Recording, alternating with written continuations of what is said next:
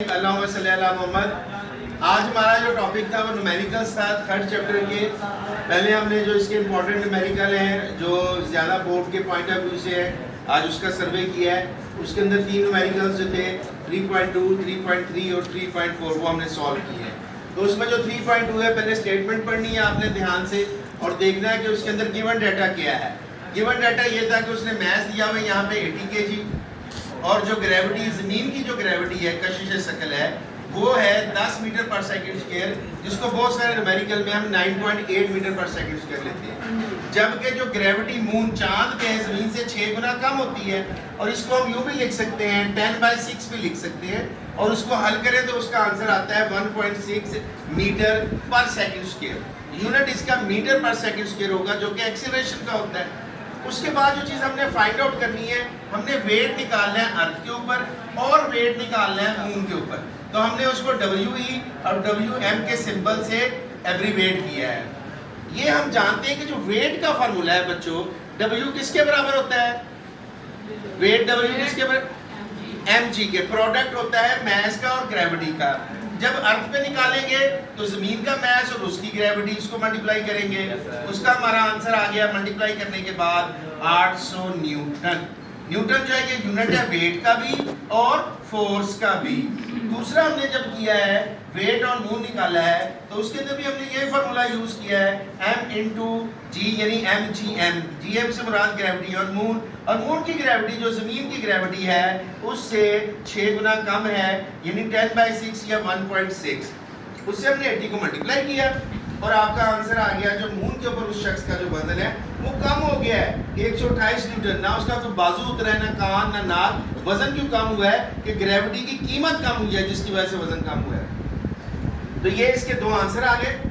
उसके बाद हम नेक्स्ट चलते हैं और हमारा अगला जो न्यूमेरिकल है डेट इज 3.3। इसका हम गिवन डाटा पढ़ेंगे। गिवन डाटा जब पढ़ेंगे तो उसके अंदर मास है 800 kg।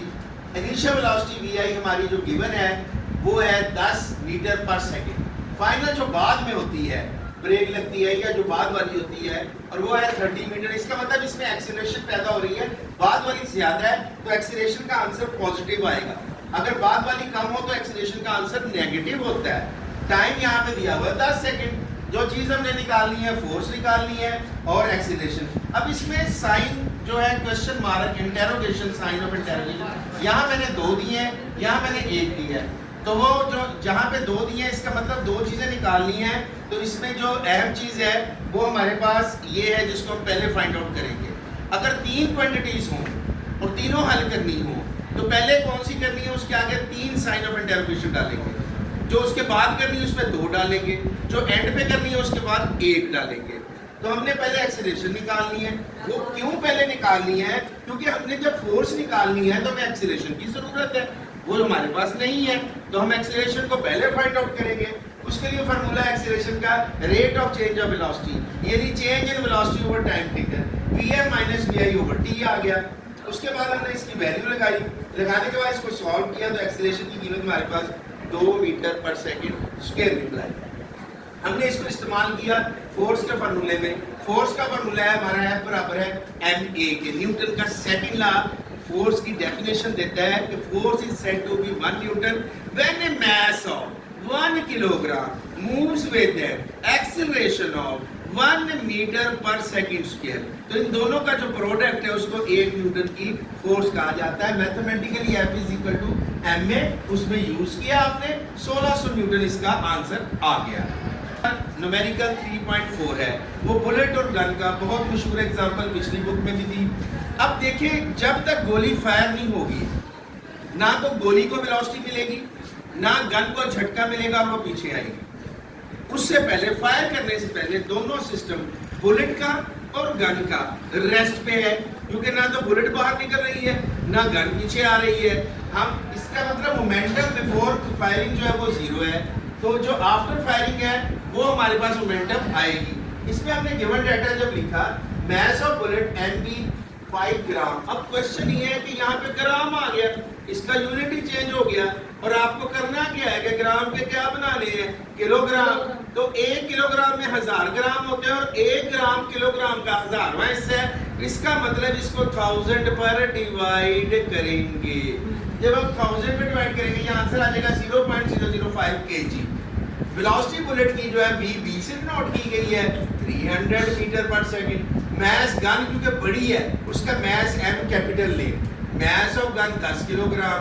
निकालनी क्या आपने वेलोसिटी निकालनी गन की तो उसका v बड़ा ले v और छोटा g ले गन के लिए, इसको आपने फाइंड आउट करना है। अब law of conservation of momentum है, ये है हमारा law of conservation of momentum, कानून बकाए मोमेंटम।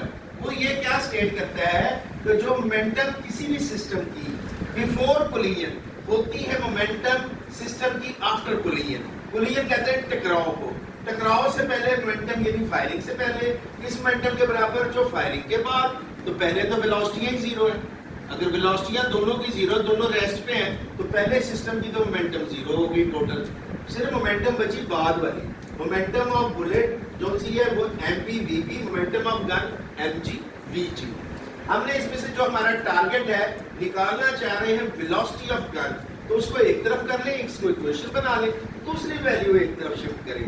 आपको पता है कि जब अलजेब्रे में इक्वेशन बना के वैल्यू शिफ्ट करते हैं तो उसके साइन भी शिफ्ट हो जाते हैं, चेंज हो जाते हैं, प्लस माइनस हो जाता है, माइनस से प्लस हो जाता है। तो यहाँ पे ये वाला जो प्लस था ये माइनस में तब्दील हो गया और ये mg ने इसको डिवाइड कर दिया। आपने यहाँ पे वैल्यूज लगाई, सवाल बन गया हलवा। अब जब हलवा बन गया तो इसको खत्म कर दें, डिवाइड करें, you will get the answer -0.15 metre per second. ये नेगेटिव साइन क्या शो करता है? नेगेटिव साइन शो करता है कि गन जो है ये रिकॉइल होगी अपोजिट डायरेक्शन में। Negative sign shows that the gun recoil का मतलब झटका लगना इन बैकवर्ड डायरेक्शन, पीछे की जानब, इसलिए कंधे के साथ लगा के जोर से रखते हैं। जब बुलेट फायर होती है गन बड़ी जोर से पीछे आती है तो इधर लगा के रखा होता है कि वो झटका कम से कम लगे। तो ये था।